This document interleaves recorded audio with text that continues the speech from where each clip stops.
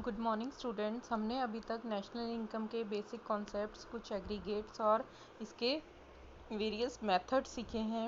Income method, expenditure method and output method. अब इसका कुछ थ्योरी पोर्शन है जो पेपरों के लिए, एग्ज़ाम्स के लिए इम्पॉर्टेंट है। तो इसमें सबसे पहले है precautions of value added method. इसका मतलब ये होता है कि जब भी हमने वैल्यू एडिड मेथड लगाना है, जीडीपी निकालनी है, उसमें चीज़ों की वैल्यू जोड़नी है, तो उसको चीज़ों की वैल्यू को जोड़ते समय हमें क्या क्या सावधानियाँ यूज़ करनी चाहिए। तो सबसे पहले है intermediate goods, second hand goods. Intermediate goods मैंने पहले ही बताया था, वो तो माइनस ही होती हैं, वो फार्मूले में ही पता है आप लोगों को, मेथड में ही पता है। इसके बाद है second hand goods. Second hand goods का मतलब होता है, जैसे एक कार है, मान लो वो 5 लाख रुपीज़ की कार है, अभी उसको फिर दोबारा रीसेल किया गया तो 2,50,000 की वो सेल हुई।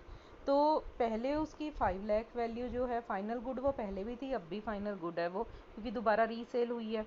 तो उसकी पहले वैल्यू 5 लाख जोड़ी गई और अब फिर उसकी वैल्यू 2.5 लाख दोबारा उसकी वैल्यू सेस की गई। तो अब दोनों को प्लस नहीं किया जाएगा, इससे तो कार की वैल्यू 7.5 लाख हो जाएगी, 5 लाख पहले वाली, 2.5 लाख अब वाली। तो इस तरह से सेकंड हैंड गुड्स की वैल्यू को दोबारा से नेशनल इनकम में नहीं जोड़ा जाएगा। Not included in national income because it causes double counting. इससे क्या हो जाएगा, डबल काउंटिंग की समस्या पैदा हो जाएगी। हमारी नेशनल इनकम जितनी कैलकुलेट होनी चाहिए उससे ज़्यादा कैलकुलेट हो जाएगी।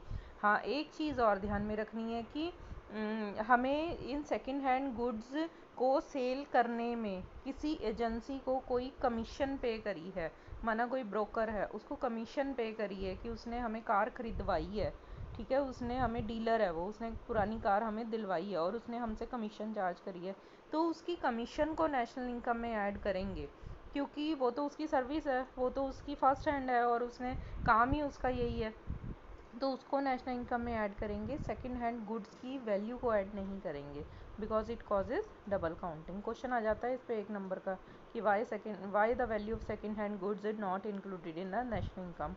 तो इसका आंसर यही लिखेंगे, because it causes double counting.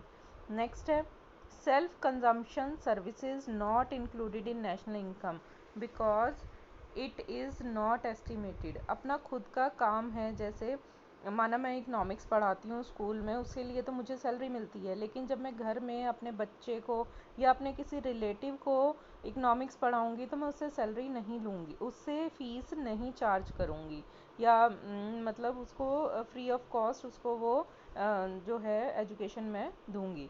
So that is called self consumption services.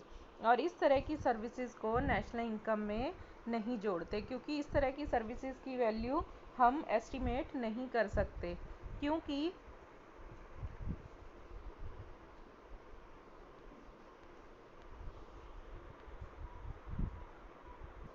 इसी तरह से कोई डॉक्टर है, वो भी अपने खुद के बच्चों का ट्रीटमेंट करता है, तो उसकी वैल्यू को भी नेशनल इनकम में नहीं जोड़ा जाएगा, क्योंकि जो सर्विसेज होती हैं उनका एस्टीमेट लगाना बहुत मुश्किल होता है, दे आर नॉट एस्टिमेटेड।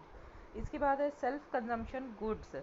लेकिन अपने खुद के कंजम्पशन के लिए हमने कोई चीज़ बनाई है, माना किसी कोई कपड़ों की फैक्ट्री में काम करता है, ठीक है, और वहाँ पे कुछ भी ड्रेसेस बनती हैं, तो उसमें से कुछ वो अपने बच्चों के लिए भी ले आते हैं, तो उन ड्रेसेस का वैल्यू जो है वो भी फाइनल गुड्स मानी जाएंगी और उनका वैल्यू भी नेशनल इनकम में क्या होगा, इंक्लूड किया जाएगा, ठीक है। सिर्फ सर्विसेज नॉट इंक्लूड होंगी और second hand goods and intermediate goods की वैल्यू नॉट इंक्लूड होगी, ठीक है, लेकिन कमीशन जो है वो नेशनल इनकम में इंक्लूड होएगी, ठीक है, इसको याद रखना। उसके बाद सेल्फ कंजम्पशन गुड्स भी जो हैं वो इंक्लूड होंगी वाइल द प्रोडक्ट मेथड। तो इसके प्रिकॉशंस आएंगे तो आपने ऐसे लिखना है। इसके बाद है ये डबल काउंटिंग। डबल काउंटिंग मैं अभी थोड़ा बता देती हूँ, कल इसको डिटेल में बताऊँगी क्या होता है।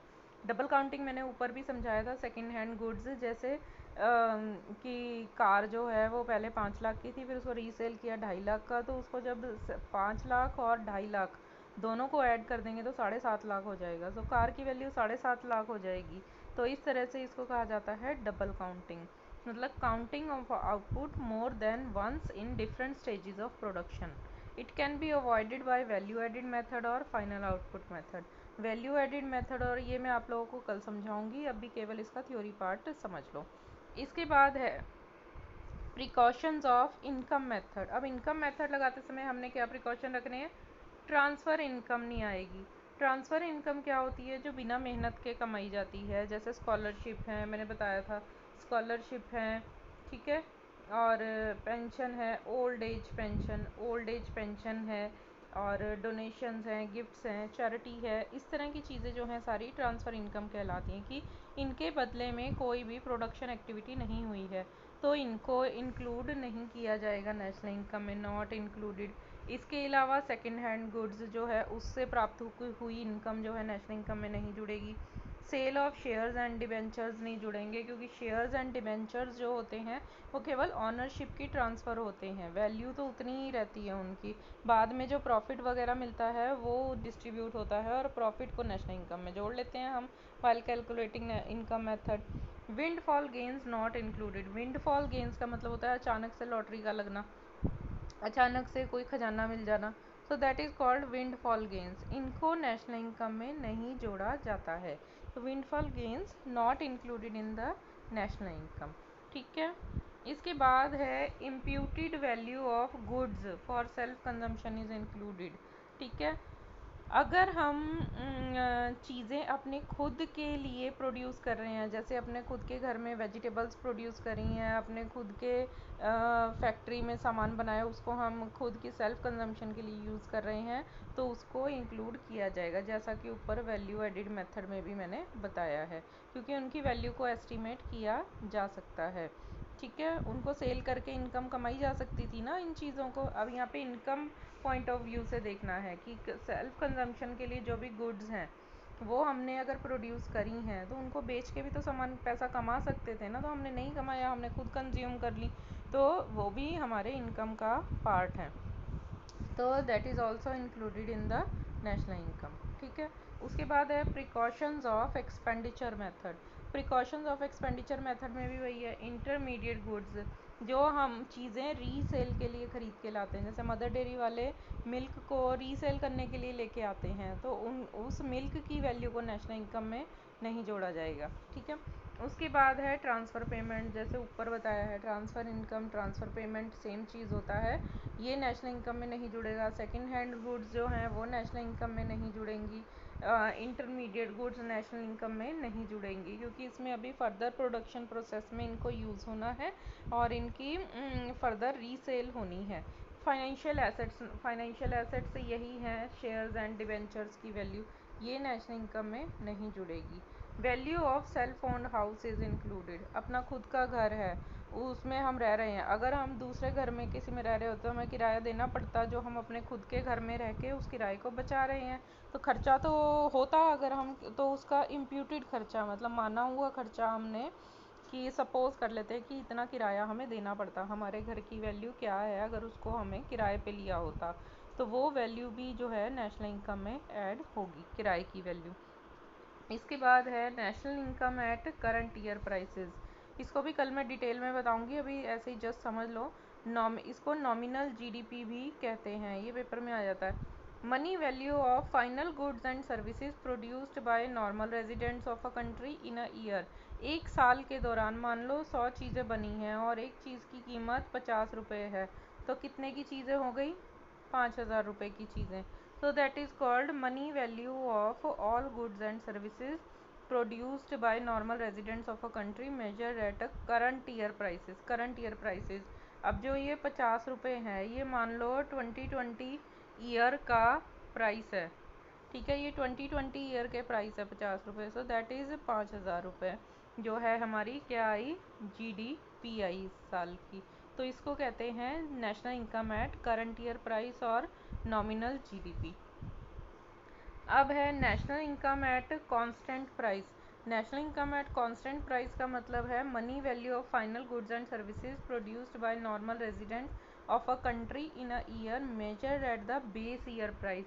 बेस ईयर प्राइस मतलब किसी और साल का, मान लो 2015 का, यस, मान लो 2015 में जो प्राइस था वो था 10 रुपये और चीज़ें बनी 500, ठीक है, ये क्वांटिटी है। टोटल कितने रुपए की चीज़ें बनी? 5000। 5000 की आई हमारी जी GDP, ये हमारी GDP आई 5000। GDP है इसी साल की, ये GDP कौन से साल की है, ये 2020 की है, लेकिन इसमें जो प्राइसेस लिए हैं वो हमने 2015 के लिए हैं। क्वांटिटी जो है वो 2020 की है, ठीक है। क्वांटिटी हमारी इसी साल की है, इस यही रियल जीडीपी होती है। 5000 जीडीपी पहले भी आई थी, 5000 जीडीपी अब भी आई है, लेकिन पहले जो जीडीपी आई थी वो प्राइसेस के कारण आई थी, उसमें क्वांटिटी कम थी, क्वांटिटी 100 थी और प्राइस कितने थे, 50 थे। तो इस तरह से क्वांटिटी कम और प्राइस ज़्यादा के कारण जो जीडीपी आती है वो कीमतों के कारण आती है, दैट इज़ नॉमिनल जीडीपी। और रियल जीडीपी ही असल में देश का भला करती है। रियल जीडीपी में क्या होता है, चीज़ें बढ़ती हैं, ठीक है। इसको रियल नेशनल इनकम कहा जाता है, रियल नेशनल इनकम, कि जब देश में चीज़ों की कीमतें ना बढ़ें, चीज़ें बढ़ें लोगों के पास, that is called GDP at constant prices. तो आज के लिए इतना ही काफ़ी है, बाकी कल डिटेल